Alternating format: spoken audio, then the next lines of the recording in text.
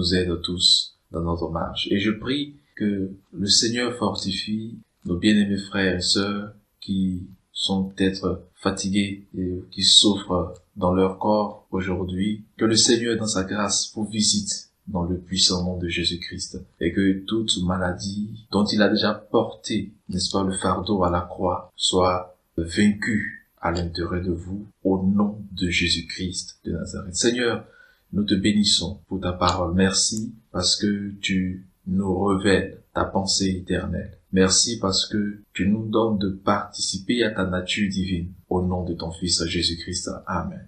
Bien-aimés, au cours des études passées, nous avons vu l'importance de la semence. Nous avons déclaré que la semence détermine le type de naissance de l'espèce, la durée de la croissance de l'espèce. La semence détermine également la vie, la nature et la finalité de la croissance de l'espèce qui a été procréée. Dans notre cas, nous qui sommes des enfants de Dieu parce que nous avons mis notre confiance en Jésus-Christ, parce que nous avons mis notre foi en Jésus-Christ, donc nous sommes nés de la semence incorruptible de Dieu. La Bible nous dit que nous sommes maintenant enfants de Dieu. Donc nous sommes nés dans le royaume de Dieu, le royaume éternel de Dieu. Étant nés dans ce royaume, nous devons grandir, nous devons progresser spirituellement. L'être nouveau qui a été créé à l'image et à la ressemblance de Dieu, à l'image et à la ressemblance de Jésus-Christ, doit, n'est-ce pas, se former à l'intérieur de nous. Et pour ce faire, il doit donc quitter le stade enfant, passer par le niveau intermédiaire que nous avons vu selon l'épître de Jean, que Jean a appelé les jeunes gens, et arriver, n'est-ce pas, au stade de maturité, au stade que Jean, toujours dans son épître, a appelé les pères. Nous avons pu également comprendre que il existait deux types, ou disons deux grandes catégories d'enfants de Dieu.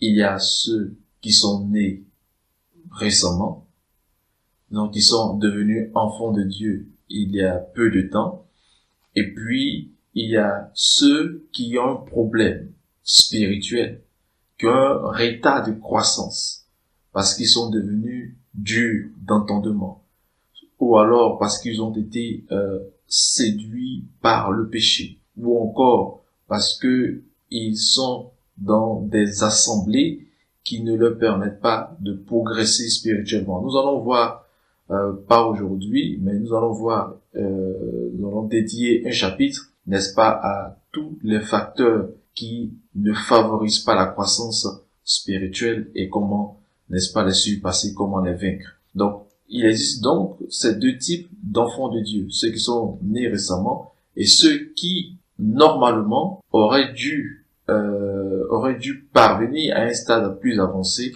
mais qui n'ont pas fait de grands progrès sur le plan spirituel. Je prie le Seigneur Jésus-Christ, si toi, bien-aimé, qui partage cette étude avec nous, tu te trouves dans ce cas, dans cette situation, je peux que t'encourager à continuer cette étude avec nous afin de découvrir au travers de la méditation de la parole de Dieu quelles sont les difficultés, l'origine véritable des difficultés spirituelles que tu rencontres et qui t'empêchent, n'est-ce pas, d'aller encore plus loin avec le Seigneur. Nous allons aujourd'hui essayer de comprendre quels sont les éléments qui peuvent nous permettre de dire que je suis encore au stade d'enfant ou je ne suis pas au stade d'enfant. Donc nous allons voir certaines de ces caractéristiques que la Bible nous révèle. En effet, c'est possible de connaître ces caractéristiques. Nous l'avons déjà dit précédemment que parce que la vie, la croissance, la nature que développe l'espèce se trouve déjà imprimée, se trouve déjà à l'intérieur de la semence. Donc le processus de croissance d'une espèce est donc prédéfini sur le plan naturel. Cela est aussi vrai sur le plan spirituel. Nous pouvons donc d'avance, et cela nous est révélé dans les Écritures, connaître quelles sont les aptitudes et les caractéristiques que le chrétien va développer, manifester à chaque stade de croissance. Ainsi, nous savons par exemple que celui qui est enfant sur le plan spirituel, qui est donc au lait de la parole, qui a donc besoin d'être instruit sur les premiers rudiments de la foi chrétienne, va par exemple avoir une certaine faiblesse que nous allons nommer, que nous allons appeler la conscience faible. Alors, ce n'est pas une étude sur la conscience, mais vous devez comprendre que il existe dans le mauvais cas 3 stades de conscience. Il y a la conscience faible, il y a la conscience souillée et il y a la conscience morte. Donc, je ne vais pas développer ces aspects pour ne pas m'éloigner du sujet qui nous intéresse, mais pour ce qui est de l'enfance du bébé spirituel, il aura encore un problème de conscience qui ne sera pas définitivement, qui ne sera pas encore résolu. Donc, l'enfant, le bébé spirituel, a donc une conscience faible. Il a une conscience faible. Comment cette conscience faible va se manifester? Eh ben, elle va se manifester par ce que on appelle la conscience du péché. En effet, le bébé spirituel a une forte conscience du péché. Qu'est-ce qu'il faut comprendre par là? À ce stade-là, lorsqu'on est converti il n'y a pas longtemps, ou lorsqu'on est bébé sur le plan spirituel, notre vie passée a tendance à rejaillir. Notre conscience nous rappelle nos actes passés, nos échecs passés, nous rappelle nos actes manqués et a tendance à nous amener à ressentir un grand et lourd fardeau qui est un véritable piège pour la marche avec le Seigneur. C'est le fardeau de la culpabilité du péché. Donc, la conscience faible, qui est une des caractéristiques du bébé spirituel, va se manifester par la culpabilité du péché. En effet, le bébé spirituel a une forte conscience de ses actes manqués. Elle lui pèse encore sur sa conscience. C'est pourquoi on verra par exemple certains chrétiens s'imaginer que des épreuves ou des malheurs leur arrivent parce que quand ils n'étaient pas chrétiens, ils ont fait ceci, ils ont fait du tort à telle personne, ils ont posé tel mauvais acte, et que c'est pour cela que de tels jugements s'abattent sur sa vie. C'est ce qu'ils vont croire, c'est ce qu'ils vont penser, et cela va les attrister, va mettre leur cœur dans certaines dispositions mauvaises qui va alourdir leur relation personnelle avec Dieu. Cette culpabilité du péché, comme je l'ai dit tout à l'heure, est un véritable frein dans notre marche avec le Seigneur. Parce qu'en réalité, tout ce que tu ressens, bien-aimé frère, qui te trouve dans cette situation, n'est vrai que dans tes pensées. Parce que pour Dieu, une fois qu'il a déclaré tes péchés pardonnés, la Bible déclare que il ne s'en souvient plus. Par contre, appuyé par les actes de notre ennemi, ou du moins de l'un de nos ennemis, qui est donc le diable. Diable qui signifie accusateur. L'accusateur va donc travailler sur la conscience faible du nouveau chrétien ou du bébé spirituel pour ramener toujours dans son esprit ses actes passés. Et chaque fois qu'il va pécher, tant qu'il n'aura pas pris le temps de dire « Seigneur, pardonne-moi mon péché », il aura toujours l'impression que son péché ne lui est pas encore pardonné. Ça, c'est la culpabilité ou la conscience de la culpabilité du péché. On va lire 2 passages des Écritures pour nous aider à mieux comprendre ce que nous sommes en train de dire. On va prendre donc 1 Jean, chapitre 2, à partir du verset 12. « Je vous écris, petits enfants, parce que vos péchés vous sont pardonnés à cause de son nom. » Jean s'adresse à eux en leur rappelant que leurs péchés sont pardonnés parce qu'il sait qu'ils ont un problème avec la conscience du péché. Donc il vient leur rappeler pour dire que petits enfants, vos péchés vous sont pardonnés. C'est pour cela que je vous écris, pour vous rappeler que vos péchés vous sont pardonnés. Donc, ce que vous vivez aujourd'hui n'est pas le fait d'un jugement qui s'abat sur vous à cause de vos actes passés. Réalisez que ça a été l'une des causes, pour ne pas dire la cause principale, d'échec du sacerdoce, ou disons, pour dire faire plus simple, de la manière dont les gens adoraient Dieu sous l'ancienne alliance. Vous savez que dans l'ancienne alliance, qui a donc été introduite par la médiation de Moïse, le peuple d'Israël devait, entre autres, chaque année, une fois par an, offrir un sacrifice pour le péché. Et la Bible dit que le souvenir du péché était renouvelé à chaque fois qu'on offrait les mêmes sacrifices pour le péché. Le souvenir du péché était renouvelé.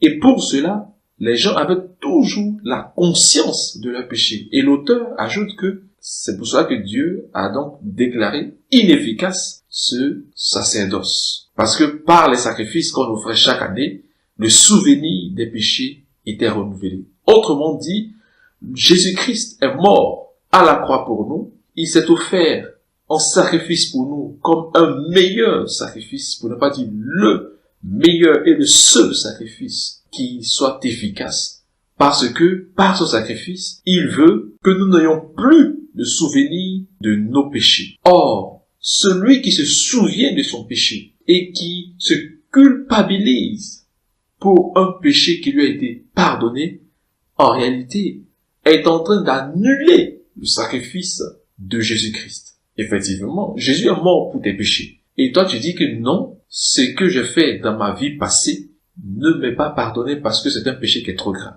Tu es en train de dire que Jésus-Christ a souffert pour plusieurs péchés, mais pour ce péché en question, non, son sacrifice n'a pas été efficace pour te pardonner. C'est une erreur. Donc, l'enfant, le bébé spirituel, a ce problème. On va lire Hébreux, chapitre 10, à partir du verset 1. C'est un peu ce que nous avons expliqué tout à l'heure, nous allons juste voir le contexte biblique. Il dit, en effet, la loi qui possède une ombre des biens à venir et non l'exacte représentation des choses ne peut jamais, par les mêmes sacrifices qu'on offre perpétuellement, chaque année, amener les assistants à la perfection. Autrement, n'aurait-on pas cessé de les offrir? Parce que ceux qui rendent ce culte, étant une fois purifiés, n'auraient plus eu aucune conscience de leurs péchés. Le verset 3. Mais le souvenir des péchés est renouvelé chaque année par ces sacrifices. Car il est impossible que le sang des taureaux et des boucs ôte les péchés. Il dit, le souvenir des péchés est renouvelé chaque année par ces sacrifices qu'on offre. Donc, dans l'ancienne alliance, parce qu'on offrait chaque année des sacrifices pour le péché, conséquence, cela ramenait à l'esprit du peuple qui offrait ces sacrifices-là le souvenir de leur péché. Et il dit que parce que le souvenir des péchés était renouvelé, les assistants, ceux qui offraient ces sacrifices, ne pouvaient jamais être amenés à la perfection. Ils ne pouvaient jamais connaître une vie chrétienne victorieuse dans la sanctification parce qu'ils ont un problème avec la conscience du péché. Vous comprenez? C'est donc un aspect important, une victoire essentielle que le chrétien, au travers de la croissance spirituelle, doit pouvoir surmonter le souvenir du péché. Or, le bébé spirituel, parce qu'il est bébé spirituellement, est en proie au souvenir du péché, à la culpabilité du péché. Amen. Donc vous comprenez bien, mes frères. Et pour vaincre justement la culpabilité du péché, il faut avoir la conscience du sacrifice de Jésus-Christ. Avoir conscience que l'œuvre de Jésus à la croix est une œuvre parfaite. Jésus, par son sacrifice, a pardonné à des brigands sur la croix. Il a pardonné des meurtriers. Il a pardonné des terroristes repentis. Il a pardonné des sorciers. Il a pardonné à toute personne qui vient à lui avec un cœur sincère et qui confesse son nom. Donc, si tu as confessé tes péchés, le sang de Jésus-Christ est puissant pour te purifier de toute iniquité.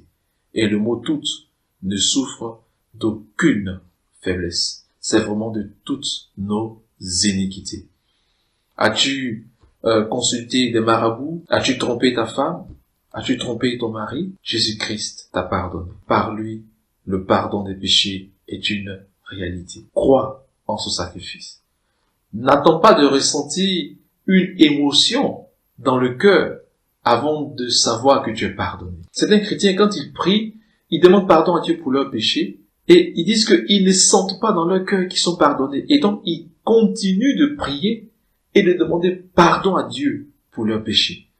Cet acte prouve que cette personne est encore un bébé spirituellement parce qu'il est en proie au souvenir de ses péchés. Il a besoin qu'on lui rappelle que ses péchés lui sont pardonnés, exactement comme Jean l'a fait lorsqu'il a adressé sa lettre aux petits-enfants. Une autre caractéristique du bébé spirituel, c'est que il manque d'expérience au niveau de la parole de Dieu. On va lire cela dans Hébreux. C'est des textes qu'on avait déjà lus, mais comme je l'avais dit, on va revenir sur ces textes pour expliquer un peu plus en profondeur au fur et à mesure que nous avançons dans le développement du sujet. Donc, Hébreux chapitre 5, nous allons lire seulement le verset 13. Vous pouvez le lire plus en haut, à partir du verset 12. Donc, le verset 13, je lis, il dit, « Or, quiconque en est au lait n'a pas l'expérience de la parole de justice, car il est un enfant. » Donc, voilà une autre caractéristique de l'enfant.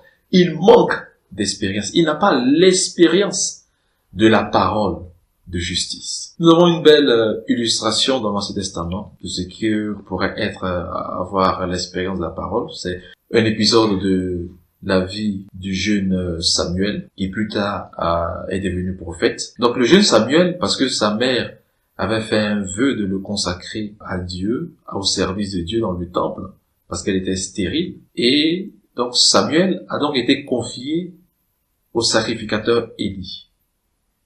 La Bible déclare que Samuel servait Dieu dans le temple. Suivez-moi bien. Il servait Dieu dans le temple, mais Samuel n'avait pas l'expérience de la parole de Dieu. Et une nuit, Dieu va l'appeler par son nom. Va l'appeler Samuel. Samuel, qui a entendu cette voix, va se réveiller et il va courir vers Élie, lui dit, Élie, tu m'as appelé, me voici. Et lui va lui dire, non, non, je t'ai pas appelé, repars te coucher. Une seconde fois encore, Dieu va l'appeler et Samuel va encore repartir vers Élie. Élie va lui dire non, repars te coucher. Et pour la troisième fois, Élie, qui lui avait une certaine expérience de la parole de Dieu, a compris que Dieu était en train de se révéler au jeune Samuel. Mais Samuel, lui, bien vrai qu'il était dans le temple, bien vrai qu'il servait Dieu, il n'avait pas l'expérience de la parole. Et c'est Élie qui lui dira, écoute mon petit, la prochaine fois que tu entendras quelqu'un t'appeler par ton nom, et bien tu répondras, me voici Seigneur. Parle Seigneur, ton serviteur écoute. Et c'est ce que Samuel a fait. Et une fois qu'il a répondu de cette façon, Dieu a commencé à se révéler à Samuel. La Bible déclare que, à partir de cet instant, le Seigneur commença à se révéler régulièrement, donc au jeune Samuel. Et tout le peuple a compris que Samuel était un prophète de Dieu. Parce que la parole de l'Éternel se révélait à Samuel. Donc Samuel n'avait pas l'expérience. Il était dans le temple, il servait Dieu, mais il n'avait pas l'expérience de la parole. Ce qui ne lui a pas permis de discerner que la voix qu'il entendait n'était pas la voix d'Élie, mais c'était Dieu qui l'appelait. Il dit, celui qui est enfant, qui est au lait, qui a besoin de l'ABC de la parole de Dieu, eh bien, il n'a pas l'expérience de la parole de Dieu. Il a donc une incapacité à discerner ce qui vient de Dieu et ce qui ne vient pas de Dieu. C'est pour cela que l'apôtre Paul nous dit que l'enfant est flottant et emporté à tout vent de doctrine. C'est pourquoi les bébés spirituels sont les proies les plus appréciées des faux prophètes, de ces vendeurs d'illusions qui promettent monts et merveilles à partir d'une prière, qui promettent une vie paisible, heureuse, sans effort, parce que simplement, ils vous diront, par exemple, il faut juste que tu donnes de l'argent, il faut que tu donnes ta dîme, il faut que tu donnes une offrande spéciale pour que les portes s'ouvrent devant toi. Ainsi, ils entraînent de nombreux enfants de Dieu, de nombreux bébés dans la foi, à marchander la bénédiction avec Dieu. C'est comme si ils donnaient quelque chose à Dieu et en retour, ils attendaient de Dieu le double ou encore plus. Non, bien-aimés, l'évangile, la parole de Dieu, la grâce de Dieu ne fonctionne pas de cette manière. C'est pourquoi il faut grandir spirituellement. Il faut que tu reprennes, frère, sœur, il faut que tu reprennes ton bâton de pèlerin parce que la marche est encore longue, le chemin est encore devant. La Jérusalem céleste nous attend et elle est pour ceux qui auront persévéré jusqu'à la fin. Non pas pour ceux qui paraissent, qui dorment et qui attendent que ce soit les autres qui fassent des efforts spirituels pour que eux, en retour, ils en bénéficient, ils en profitent des retombées spirituelles. Non, la vie de piété est une vie d'engagement, est une vie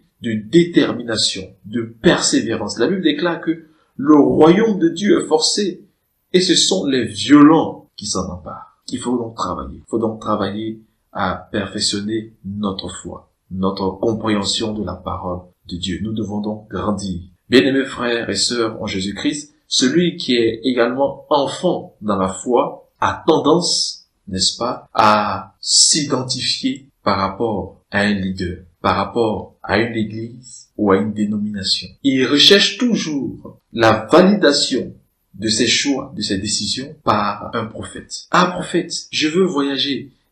Il faut prier pour moi. Ah, prophète, je veux faire ceci. Il faut prier pour moi. Ah, frère, hier j'ai fait un rêve où j'ai vu un chien qui m'a poursuivi. Il faut prier pour moi. Dès que il a une révélation où les choses semblent ne pas bien se dérouler dans le songe ou dans le rêve qu'il a fait, il est systématiquement troublé. Et il cherche quelqu'un d'autre qui va donc prier pour lui parce qu'il n'a pas confiance en la qualité de sa relation avec Dieu. Il n'a pas confiance que si lui, il parle à Dieu, que Dieu va l'écouter, que Dieu va l'entendre. C'est une caractéristique du bébé spirituel. Comme je l'ai dit, pour quelqu'un qui est nouvellement converti, ce n'est pas en soi, j'allais dire, un défaut. On ne blâme pas un bébé qui fait ses selles dans sa couche. On ne le blâme pas pour ça. On ne blâme pas un bébé parce qu'il pleure voulant être bercé avant de dormir. Non. C'est le processus normal de croissance. C'est le processus normal. Mais seulement, il sera blâmé lorsque, à l'âge de 5 ans ou de 6 ans, il voudra se comporter comme un enfant d'1 an ou de 2 ans. À ce moment-là, ses parents vont lui dire non, ce que tu fais, ce n'est pas bien. Tu n'es plus un enfant. C'est vrai, il est toujours enfant. Mais c'est pour dire que, normalement, tu as passé ce stade et tu ne dois pas encore développer des attitudes et des comportements d'un enfant d'1 an ou de 2 ans. Donc, bien aimé frère, ne te décourage pas. Si toutes ces caractéristiques que je suis en train de citer, tu les vois dans ta vie, ne te décourage pas. C'est le processus normal de croissance spirituelle. Tout enfant de Dieu est passé par ce stade. Mais toi, qui normalement aurait dû être plus avancé spirituellement, mais qui traîne encore les vieilles casseroles de la culpabilité du péché, en ce moment-là, il faut te remettre en cause. Il faut que tu te remettes en cause. Toi qui normalement devait être plus avancé spirituellement et qui continue de courir derrière des prophètes, des bishops, des soi-disant prophètes, des soi-disant bishops, pour rechercher la bénédiction parce que tu n'as pas compris que Dieu habite en toi. Tu n'as pas compris le sens de l'appel de Dieu. Tu n'as pas compris quel est le but de Dieu, ce que Dieu veut réaliser au travers de toi. En ce moment-là, tu as quelque chose à te reprocher. Il faut donc te remettre en cause et chercher à aller un peu plus en avant. On va lire ce passage dans 1 Corinthiens, chapitre 3. Je veux revenir là-dessus parce que c'est un aspect important. Je disais que une des caractéristiques du bébé spirituel, c'est qu'il essaie toujours de s'identifier par rapport à un leader, à une dénomination, une église, une assemblée. Il a besoin, n'est-ce pas, de leur validation pour être convaincu ou rassuré avant de prendre certaines décisions ou de faire certains choix. Et également, une des caractéristiques, et cela, donc, le passage va nous aider à le confirmer, une des caractéristiques du bébé spirituel, c'est de tenir ce langage. Moi, je suis protestant baptiste. Non, je veux pas que tu parles mal de mon église. Non, ne parle pas mal de ceci ou de mon organisation chrétienne. Non, moi, je ne suis pas catholique, je suis protestant. S'identifier à des organisations chrétiennes. C'est un acte d'immaturité spirituelle. Et c'est ce que l'apôtre Paul nous révèle. Et en même temps, ce passage sous-entend que toutes ces dénominations que nous donnons aux organisations chrétiennes ne sont véritablement pas inspirées de Dieu. Le fait de dénommer une organisation chrétienne est un acte charnel. Lisez et faites attention à ce que Paul va déclarer. 1 Corinthiens chapitre 3, à partir du verset 1. Pour mon frère, ce n'est pas comme à des hommes spirituels que j'ai pu vous parler, mais comme à des hommes charnels, comme à des enfants en Christ. Je vous ai donné du lait et non de la nourriture solide, car vous ne pouviez pas la supporter. Et vous ne le pouvez même pas à présent, car vous êtes encore charnel. Donc, l'apôtre Paul nous dit que le bébé spirituel, il est enfant de Dieu, mais il a une connaissance assez vague, une connaissance, j'allais dire, humaine et charnelle du Seigneur. Il dit, je vous ai donné du lait, je ne vous ai pas donné de la nourriture solide, parce que vous ne pouvez pas la supporter. En effet, il y a des vérités bibliques qui sont d'une certaine hauteur qu'un enfant spirituellement, un bébé spirituellement, ne peut pas supporter. Il pourrait même être scandalisé, je vous l'assure. Il pourrait même être scandalisé. Et donc, Paul dit que vous êtes des enfants spirituels, vous êtes charnels. Pourquoi est-ce que il leur dit cela? Quelle est l'une des caractéristiques qu'ils ont développées? Lisons toujours dans 1 Corinthiens chapitre 3, à partir du verset 4. Quand l'un dit, moi je suis de Paul, et un autre, moi d'Apollos, n'êtes-vous pas des hommes? Qu'est-ce que Apollos? Qu'est-ce que Paul? Des serviteurs par le moyen desquels vous avez cru. Il dit il reproche aux Corinthiens que certains d'entre eux disent que moi je suis de Paul. C'est-à-dire, c'est déjà la pensée de la dénomination qui avait commencé à naître au niveau de l'église de Corinthe. Les gens s'identifiaient à Paul, comme si Paul était un leader. Et certains s'identifiaient à Apollos. Et cela causait une division entre ceux qui se réclamaient de Paul et ceux qui se réclamaient d'Apollos. Or, Paul et Apollos, et lui-même le dit, ils ne sont que de simples serviteurs de Dieu. Ils ne sont que vos frères.